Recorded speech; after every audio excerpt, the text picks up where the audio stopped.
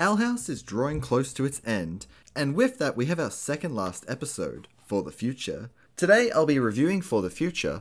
I'll also point out some little details and Easter eggs that I noticed, and of course we'll have to do some speculation for what's to come. Now, spoiler warning. No, spoilers! Please watch the episode first. It's free on YouTube, so you have literally no excuse. No excuse! Just go do it. For the Future reveals what happened to the Boiling Isles after the devastating ending of Kingstide. Man, what an ending that was, Jesus.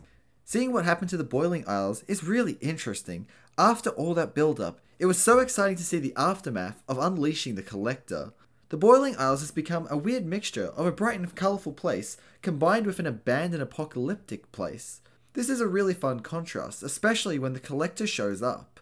Having the land change to fit his game. Speaking of the Collector, he was probably my favourite part of this episode. The Collector is such a fun character. I loved all the scenes he was in. His introduction in the episode allows us to understand a lot about him. It immediately establishes him as a threat by showing us what he's done to the people of the Isles, but it also shows us he isn't a malicious character. He's not doing any of this because he's evil. All he wants to do is play and have fun and hang out with his best friend. I believe in you, Collector. Thanks, best friend. His threat just comes from his unlimited power and lack of understanding of morals. Maybe it's just because he's such a powerful being that he doesn't seem to care or realize what he's doing is harmful to the people. But I don't think he's evil. It's like if you see an ant or an insect. If you step on it, you probably won't think too much of it. The people of the Boiling Isles are basically the ants in perspective to the Collector's power. And another thing that makes me think that the Collector is not a bad person, he seems to show concern to King in the credits clip. It's probably because King is a Titan and views him on a similar level. He's just a really fun character overall. He had lots of little moments which really made me enjoy him. Like when he deconstructs Ida's character, I thought that was really funny. Terra, for the last time, Ida doesn't sound like that. She's got more of a cool amp vibe who pretends to be all cold-hearted, but actually cares a lot. And just the little things, like the way he floats around in this scene. It's freaking awesome, I love it. He's just a really fun and interesting character. But he's not the only highlight of this episode. My favourite things about this episode was probably Belos, Camilla, and Luce's Talisman. These were all major highlights for the episode for me. I really liked Belos' side of the story. It was so interesting. I liked the way his body is still deteriorating and breaking down. It reminded me a lot of the Master from Doctor Who. I need a new body. A new body. At last.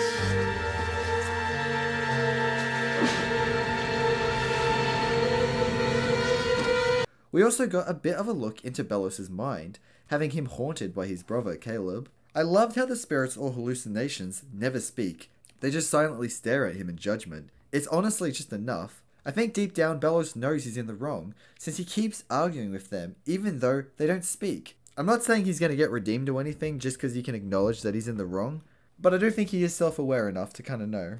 I also really liked the floating knife above Caleb's head. Now, I think it would have been cooler if it was actually stabbed in his back, but I understand Disney wouldn't allow it. But honestly, I'm surprised we even got this knife at all. Bonus little fun fact, I noticed the knife in Belos' lair. Overall, all the Belos moments were really cool, and seeing him take over Rain was really creepy. I'm so curious to see what happens with this. The next character I want to mention is Camilla. I think in the last episode, thanks to them, she was definitely the best part of that episode. She revealed herself to be a very deep character who really cares for Luce and wants what's best for her.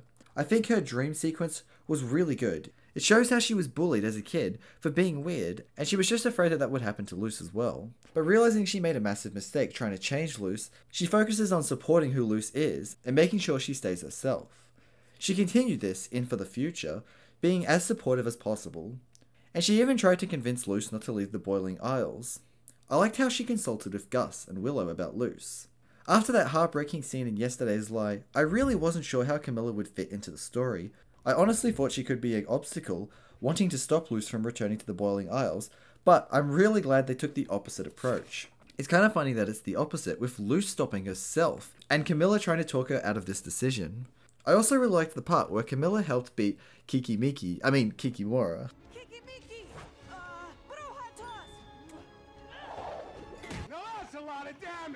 And to wrap it up, it was really heartwarming that Camilla was the one who helped Luce realize is what she really wanted was to be understood, and that would help her talisman hatch. Speaking of Luce's talisman, man, what a tease. Not gonna lie, I kind of thought it would hatch back in thanks to them. But then, even in this episode, it hatched at the end. And even then, when it did hatch, it looked like a glowing orb, so we couldn't even tell what it was until the final few moments of the episode. My predictions for what it was going to be was a snake, since if you flip the logo upside down, it looks like a snake talisman. But to be honest, I was really hoping for an otter talisman, because of the otter with a dark side thing. Plus, they are just really cute. But I don't think anybody was really expecting what we ended up with. A shapeshifter. Or actually, as Luce puts it, a snake shifter. It's a snake-like creature that can shapeshift between forms. Honestly, this is a perfect fit for Luce. It's fitting that Luce, being such a unique and special individual, would have such a unique and individual talisman. I really like his name String Bean as well, it's really cute. I love String Bean's default form, I think it looks really cute and simple. His bat form is alright, it's pretty much the same as the default form, but with wings. I'm not really the biggest fan of the scorpion form, but I do love his face. He kind of looks to me like he's really smug. I think this dragon looking form is great, I really like it, it's just really cool. It's really exciting with all this potential for String Bean. I'm really curious to see how his shapeshifting abilities will be used in the final episode. Will it tie into the plot at all? Hopefully, it's such a cool power that I hope they don't waste this potential. The only thing I will say is it was a bit of a missed opportunity that the egg didn't uncoil into a snake instead of just hatching like a normal egg. There's just overall a lot to love about this episode. My main complaint with the episode is the Hexside stuff. I personally wasn't too interested in seeing Hexside, and I really didn't care about Boscha and Kikimora as villains for the story. With so little time left with the Owl House, I just didn't want to see so much of the episode at Hexside. I get this part of the story really showed how Amity and Willow have grown since their first appearances in the show. Boscha is a nice way to compare them to their old selves. I'm fine with that, and I would be fine dedicating a whole episode to this if we had a full season, but we only have 3 episodes, so maybe I felt a little impatient when we spent most of the episode here, but what do you guys think? Did you like it? Even though I'm complaining about it, I still thought it was really good. It's just not what I wanted the episode to focus on. But it did give us some really great moments, like Camilla calling Kikimora Kiki Miki! Kiki Miki! And the man follow mule part. To man follow mule. What an absolute alpha Chad. Overall, an amazing episode. There are a few Easter eggs hidden in this episode, first being a Gravity Falls Easter egg. On Puppet Trudy's little house, we can see Dipper's pine tree and Mabel's shooting star. A really neat Easter egg. The other Easter egg is a Star versus the Forces of Evil Easter egg. In the book that the collector asks King to read, we can see a bit of text on the right page, referring to Star versus the Forces of Evil. Now, I'll be honest, I didn't notice this, it's mostly off screen, only just peeking into frame. I actually saw this on Twitter, so I can't take credit for this find. This Easter egg is actually best found in concept art, where we get a better look at the book. The first part is hard to make out. It says something Queen. I presume it says Eclipse Queen, but I don't really know. But the second part is pretty clear. It says Interdimensional Princess to Dimension of Humans, wielding the family baton to defeat evil. This is obviously referring to Star, since that's basically the plot of Star versus the Forces of Evil. It's about Star, a princess from another dimension, visiting Earth to practice magic with her new wand, while fighting evil villains who want to steal her wand. Our third Easter egg is referring to Amphibia. One of the production associates for Owl House mentioned that there was an Amphibia Easter egg. I spent ages searching for it, and to be honest, I couldn't find it, but luckily Twitter did it again. One of the school guards looks suspiciously like a witch version of Anne, a very well hidden secret. Credit to this Twitter person for finding it. This is a very interesting Easter egg. It could tie into my theory of there being multiple versions of characters in different dimensions. But that's all I've got in terms of Easter eggs. But now that I've got the Easter eggs out of the way, here are some funny / interesting things I noticed in the background that you might not have noticed. In the opening, when we see the events of the Day of Unity, we see people posting about it. Here are some of the posts. Horns Not Fawns says, hashtag I want a refund. Fair enough. Eileen says, what are these things? Hashtag weird weather, hashtag time to panic, and hashtag bye. Friendly Neighborhood Pointyhead says, oh my Titan, oh no no no no no, hashtag Hexside, hashtag Day of Unity, hashtag help! And Daily Knee Views doesn't get a chance to message before we cut away from the posts. Damn, I really wanted to hear what Daily Knee Views had to say. Then, when our characters return to the Owl House, we can see some funny graffiti on it. For example, Kiss My Grass, which obviously replaces Kiss My Ass. We also have my favorite one, which is just Bad Word. Well, they couldn't actually write a bad word, so they might as well just put bad word in. There's also Owls Are Dumb. That's just kind of mean. And there was also There Is No Titan, and the Emperor's Coven was here. And a little funny face. And this owl face, at least I think it's an owl. Also, they graffitied on the owl house's fridge, so now it says, not cool, which honestly isn't accurate. Then when we cut to Bonesborough, we have Boo Bellows, Help Us Titan, and whatever this is. Oh yeah, and there's a sad moon. There's lots of other graffiti in Bonesborough, but a lot of it is just stuff like Boo Bellows and Watch Out for the Collector, so I won't cover all that. Also, this might be a stretch, but is this bit of graffiti referring to that weird news clip? Hide your kids, hide your wife. I mean, I don't think it is, but I can't be the only one who sees that. I also noticed one of those S's that like literally every kid in school drew. There's also this message that I wasn't fully sure what it said, but here's my attempt at translating. Amelia, cat, where are you? I think Boscha wrote this about her two friends which got turned into puppets, since it's signed with 3 eyes. Then later on, in New Hexside, we have some really funny shirts like Bellows, more like Belch, gross, and I survived the Day of Unity, and all I got was this lame shirt. P.S. If anyone knows where I could get one of these shirts, let me know. In Bellows' lair, as mentioned earlier, there's the knife that he used to backstab Caleb, and maybe another one of those glass things used to communicate with the Collector. Now, the most interesting area to investigate is easily the Collector's house. There's lots of interesting pictures on the walls, and with that, let's move into the speculation part of the video. These posters will help us uncover the Collector's past. So, let's dive into the juicy lore and get into some speculation. So, as I said, the pictures seem to show the Collector's past. There are 6 pictures. The first picture shows 3 big collectors looking over a planet or something. To the side of them is a small collector. This is obviously our collector. Our collector looks like he's being ignored, not given enough attention. The other collectors only seem interested in observing and collecting creatures, as said in the collector's book. Our next picture is a lot more interesting. It shows the collectors towering over the Titans, looking down on them. The Titans looking afraid. There also seems to be purple flames or liquid at their feet. I think what this panel is telling us is the collectors tried to collect the Titans, but they resisted. And as the scribbled out part of the collector's book says, but should they meddle in our affairs, we'll clean the planet and scorch the air. So to fight the Titans, I think the collectors caused the boiling rain, scorching the air. The result of this conflict is the current state of the boiling isles, giving us the acid rain and the acid ocean. And of course the islands made out of the bodies of Titans who fell in this conflict. Now the Titans are extremely powerful, so powerful that their magic can resist the Collector's magic, so the Titans survived the Collector's cleansing of the Isles. Maybe because the Titans could resist the Collector's magic, the Collectors didn't want to get directly involved, so instead they create the Titan Trappers. I think panel 3 shows the Collectors creating the Titan Trappers. It shows a Collector putting on a Titan skull, showing the Titan Trapper that to trap a Titan you must look like one, like Bill said in The Edge of the World. You like our disguises? Gotta look like a Titan to trap one.